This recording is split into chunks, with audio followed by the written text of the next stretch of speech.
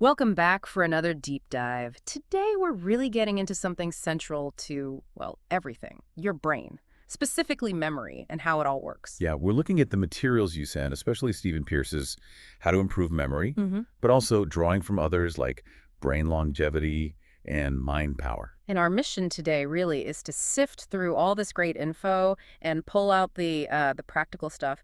How does the brain actually work, and what can you do to make it work better? Exactly. To kind of synthesize it all. Because Oh. there's a lot in there. Anatomy, techniques, even things like aromatherapy. hmm We want to make it digestible. Something that really struck me, and it's mentioned in brain longevity, is that feeling, maybe in your 40s or 50s, where you start worrying about forgetting Oh, things. yeah. Names, where Yeah. do you put keys, that kind of thing. Exactly. That little bit of anxiety about mental sharpness. That's Yeah, common, right? yeah. So I think people will connect with that. Let's get into what's going on under the hood. Absolutely. And understanding the brain's structure is, well, fundamental to figuring out how to help it. The sources have a great analogy, actually. Right. Not just dry textbook stuff. They compare it to the Los Angeles freeway at rush hour. Yeah. All that movement, the complexity, the constant activity. Yeah, It feels more accurate, doesn't it, than just a static diagram? totally. So within that freeway system, there are like main zones. Basically, yeah. Three major units. First, you've got the forebrain. That's the biggest part. Includes the cerebrum, the wrinkly bit you usually picture. Okay. And that's for the big thinking. Exactly.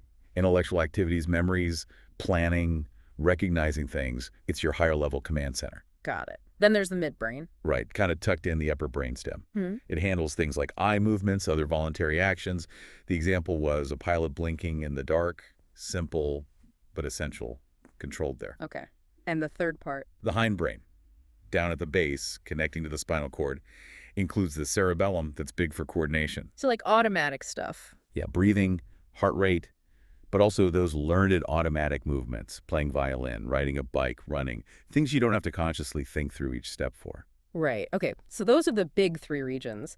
But the cerebrum, the main thinking part, that's divided too. Yep, into four lobes. You got the frontal lobes right at the front. Think of them as the CEO. Planning, decision-making, looking ahead, like that pilot doing the pre-flight check. Makes sense. Then, The parietal lobe, sort of top and back. yeah. That's processing sensory information, touch, temperature, pain, where you are in space. Like the pilot enjoying the sushi after the flight, that sensory input. Exactly. Good planning leads to sensory reward, processed there. Mm.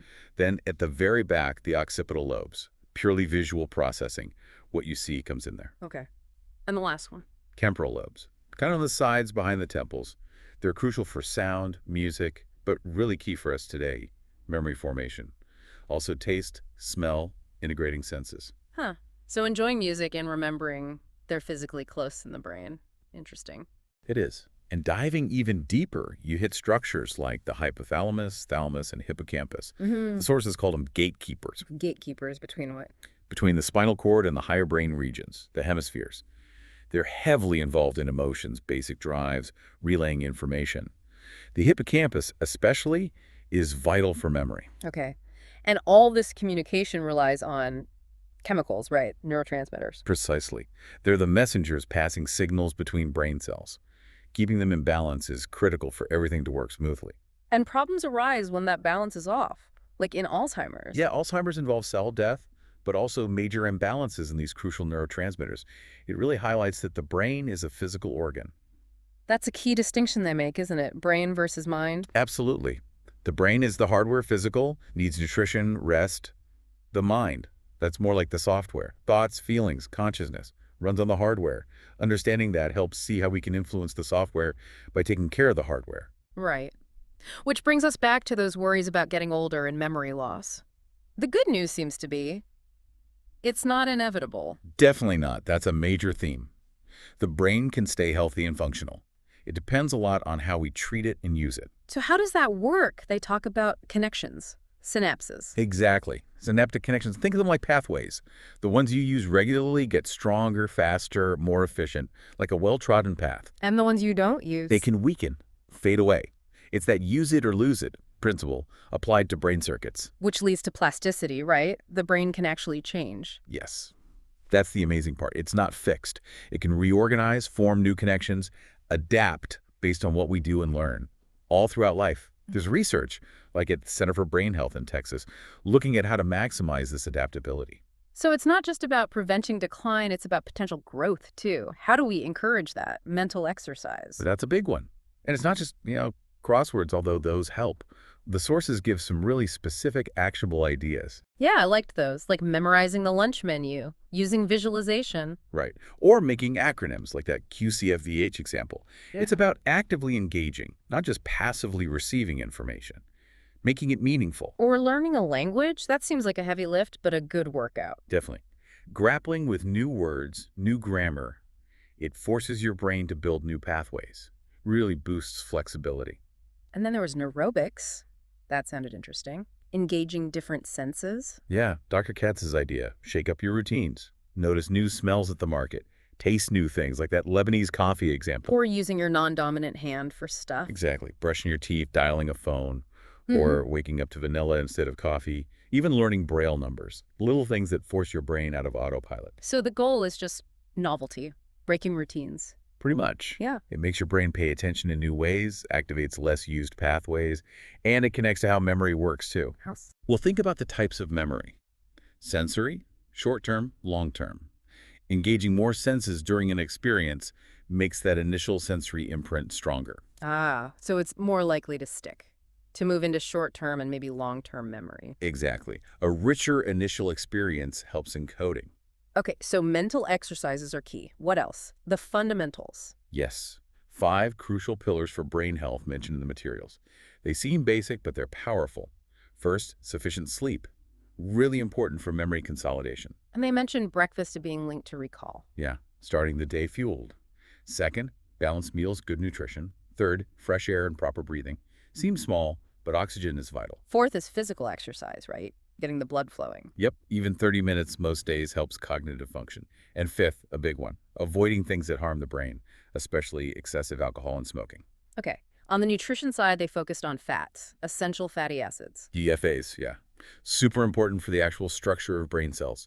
Things like seeds, nuts, good oils, and especially omega-3s from fatty fish. Like salmon. They mentioned wild is better than farmed. Right. Also, avocados, coconut oil, olive oil, even good quality meat and dairy have beneficial fats. But the brain runs on sugar, glucose, from carbs. Primarily, yes. Yeah. So carbs are essential fuel. The device is smaller, frequent meals, and pairing carbs with protein Why pair them? to keep blood sugar stable. Avoid those energy spikes and crashes that make you feel mentally foggy. Think eggs and whole wheat toast, not just sugary cereal. Got it. And vitamins and minerals. Micronutrients. Crucial, especially from colorful fruits and veggies, dark leafy greens. They're packed with antioxidants that protect brain cells. The recommendation is several servings a day. Any specific vitamins highlighted? Vitamins got a special mention. B12, B6, B1, thiamine, folic acid. They're directly involved in cognitive function. Deficiencies can cause real problems, like memory issues with low B12. And sources are, well, food first, but maybe supplements. Yeah, especially as absorption can change with age. It's worth being aware of. So, besides avoiding alcohol and tobacco, what else damages brain health? The sources mentioned something about purpose. Yeah, having a mission or passion, it gives your mind focus. Dr. Rady was quoted saying constant stimulating activity is protective, keeps the brain engaged. Interesting. So it's not just about what you do, but why you do it. Sort of. Engagement matters. Of course, they briefly mention hereditary conditions, which require medical attention, but the focus is mostly on what we can influence. Okay, shifting gears a bit. The sources also talked about creative and critical thinking. How does that fit in? Well, a healthy brain isn't just about memory. It's about using information effectively. Creativity is about generating new ideas.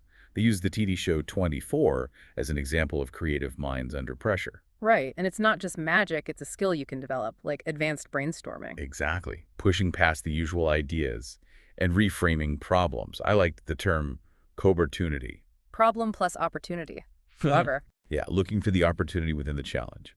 And overcoming blockers like fear of failure or judging ideas too soon. That's key for creativity. And then critical thinking, that sounds more analytical. It is. The formal definition is pretty complex, analyzing, synthesizing, evaluating information skillfully. But the simpler take is figuring out what data is useful and what's not, breaking it down to make good decisions. Like the webmaster example. Novice versus expert. Yeah, the expert has learned through experience how to evaluate information and approaches critically. It's a developed skill. And the psychology thesis example showed it's a process, right? Not always one right answer. Exactly. Weighing the facts, considering options, it's iterative. They also mentioned Occam's razor, keep it simple. And how does analytical thinking differ? The lines blur, but analytical thinking often focuses more on breaking down arguments, checking logic, looking at the evidence presented. Matt Evans's 5 steps were mentioned. Define the problem, hypothesis, collect facts. Conduct analysis, spend time here looking for the golden nuggets, and then develop the solution. The 5 whys technique fits here too, for getting to the root cause. Okay. So healthy brain, memory, thinking skills. Yeah. What else was covered? There was stuff beyond the core brain function. Right. It broadened out a bit, like the impact of early experiences, Dr. Hoffer's modulators, rocking, touching, gazing, how those basic interactions shape the infant brain and relationships. Really fundamental stuff. And aromatherapy, essential oils for memory. Yeah, they touched on that. Sage affecting a key enzyme based on some research. Lemon balm for agitation in Alzheimer's. It connects to the limbic system, our smell center, which is tied to emotion and instinct. Interesting potential there. Visualization came up again, too. Balancing the logical left brain with the creative right brain, using mental imagery consciously. And meditation, that seems crucial for stress. Hugely. Dr. Benson's magical mind through relaxation. Meditation triggers the relaxation response, calming brain activity, reducing stress hormones like cortisol, even lowering oxygen use. It actively counters the stress response. What about image streaming? That sounded different. Dr. Wenger's technique. Basically describing your mental images out loud in detail to boost awareness and thinking. Kind of forces you to pay attention to your internal world. And speed reading got a nod. Briefly, from the old Evelyn Wood courses to newer software, just acknowledging it as a related skill. Then there was the bit about rethinking great thinkers. Yeah, just noting how perceptions change, highlighting qualities like Darwin's curiosity or Gandhi's spiritual approach, Right. and Will Durant's point about philosophy and science feeding each other. Right. And finally, they mentioned the training guide and worksheets in the source materials. Yeah, basically saying, use these as tools for awareness. Don't get discouraged. Have fun with it. It's about exploring that brain-mind connection. So wrapping this all up then, we've covered a lot of ground. The brain's architecture. How it's structured, and really practical ways to keep it healthy. Yeah. The mental exercises, lifestyle, nutrition. Right. And we got into creative and critical thinking and even touched on things like aromatherapy, visualization, meditation. All drawn from the materials provided. The idea was to give a solid foundation for understanding how you can, actively manage and optimize your own cognitive function. It definitely provides a lot to think about, which leads to maybe a final thought for everyone listening. Yeah. Given everything we've talked about, the brain's complexity, its potential, all these different techniques, what's the one thing that really sparked your interest? What specific idea or practice might you want to explore more for yourself to tap into that potential?